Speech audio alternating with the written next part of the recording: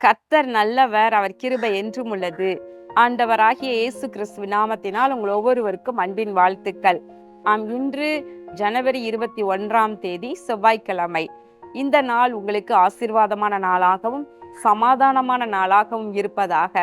உங்கள் போக்கையும் வரவையும் கர்த்தர் ஆசீர்வதிப்பாராக. இந்த நாளில் நாம் தியானிக்கும் வசனம் எரேமியா 31:25. நான் விடாய்த்த ஆத்துமாவை சம்பூரணமடைய பண்ணி தொய்ந்த எல்லா ஆத்துமாவையும் நிரப்புவேன். இங்கு கர்த்தருடைய வார்த்தை இவ்விதம் சொல்லுகின்றது. நான் விடாய்த்த எல்லா ஆத்துமாவையும் சம்பூரணமடைய பண்ணி தொய்ந்து போன ஆத்துமாவை நான் நிரப்புவேன் என்று சொல்லுகின்றார்.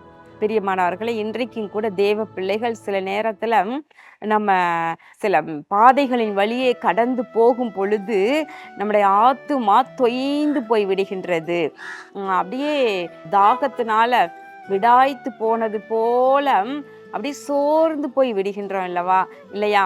அப்போ ஆண்டவர் சொல்றாரு, அப்படிப்பட்ட தொய்ந்து போன நிலையில நீங்க இருந்தாலும், அப்படிப்பட்ட வறண்ட நிலத்தை போல விடாய்த்து போய் இருந்தாலும் கூட சம்பூரணமாய் நிரப்புவேன் என்று சொல்லுகின்றார். அதாவது பூரணம், பரிபூரணம், அடுத்து சம்பூரணம். பார்த்தீங்கன்னா இப்படி ஒரு நல்ல ஒரு திருப்தியான அளவுக்கு சம்பூரணமாய் நிரப்பி தொய்ந்து போன நம்முடைய எல்லைகளை, விசேஷமாக நம்முடைய ஆத்துமாவை அவர் நிரப்புவேன் என்று சொல்லுகின்றார். இங்கு தாவீது கூட பார்க்கும் பொழுது வனாந்திரத்துல இருக்கும் பொழுது அவர் பாடுகின்றார், தேவனே நீர் என்னுடைய தேவன், அதிகாலமே உம்மை தேடுகிறேன், வறண்டதும் விடாய்த்ததும் தண்ணீரற்றதுமான நிலத்திலே என் ஆத்துமா உம்மேல் தாகமாயிருக்கிறது, என் மாம்சமானது உம்மை வாஞ்சிக்கிறது என்று சொல்லுகின்றார்.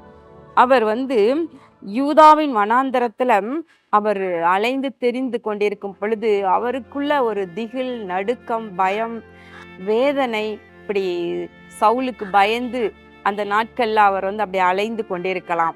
அவருடைய ஆத்துமா தொய்ந்து போயிருக்கும், அவருடைய சரீரமும் கூட சோர்ந்து போயிருக்கலாம். ஆனாலும் அப்படிப்பட்ட வறண்டு போன நிலத்துல இருக்கும் பொழுதும் அவருடைய ஆத்துமா மாத்திரம் தாகமா இருக்கின்றது. அப்போ அப்படிப்பட்ட தாகமான எல்லையில இருக்கிற, சோர்ந்து போன எல்லையில இருக்கிற தாவீதை கூட ஆண்டவர் என்ன செய்யறாராம், நினத்தையும் கொழுப்பையும் உண்டது போல என் ஆத்துமா திருப்தி ஆகும், என் வாய் ஆனந்த களிப்புள்ள உதடுகளால் உம்மை போற்றும். அந்த சூழ்நிலையிலும் தாவீது சொல்லுகின்றார், என்னுடைய ஆத்துமா எப்படி நினத்தையும் கொழுப்பையும் உண்டது போல திருப்தி ஆகும் என்று.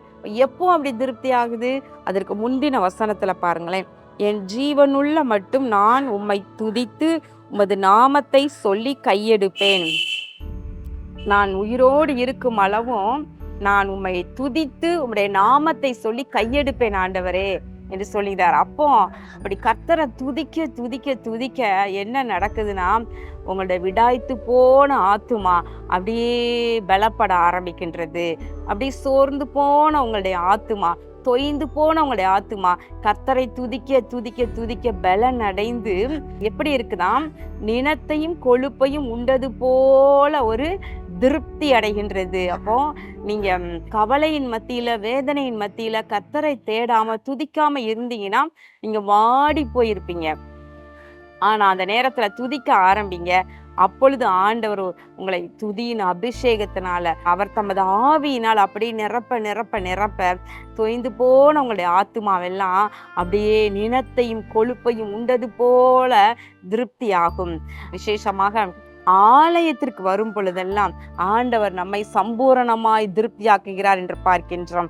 சங்கீதம் 36 அருமையான வசனம், உமது ஆலயத்தில் உள்ள சம்பூர்ணத்தினால் திருப்தி அடைவார்கள், உமது பேரின்ப நதியினால் அவர்கள் தாகத்தை தீர்க்கிறீர் என்று சொல்லுகின்றார். இப்போ விசேஷமாக இந்த தொய்ந்து போன ஆத்துமாவை ஆண்டவர் எங்க திருப்தி ஆக்குகிறாராம்? ஆலயத்துல போகும் பொழுது அவர் சமூகத்துல சம்பூரணமான நதி, பரிசுத்த ஆவியாகிய சம்பூரணமான ஜீவ ஊற்று அப்படியே நம்ம நிரப்புது இல்லையா? அப்போ நம்ம தொய்ந்து போன எல்லையிலிருந்து நம்ம ஒரு சம்பூரணத்தை பெற்று ஆசீர்வதிக்கப்படுகின்றோம். நாம் கண்களை மூடி ஜெபம் பண்ணுவோமா? எங்கள் அன்பின் பரலோக பிதாவே, இதோ இந்த நாளிலும் நாங்கள் தியானித்த வசனத்தின்படி கர்த்தாவே, உம்முடைய பிள்ளைகள் யாரெல்லாம் இப்படி ஆத்துமாவில தொய்ந்து போய் சோர்ந்து போய் இருக்கிறார்களோ அவர்களையெல்லாம் நீர் நிரப்புவீராக. தொய்ந்து போன ஆத்துமாவை பலப்படுத்தி என்னுடைய ஆவியினால் நிரப்புவீராக.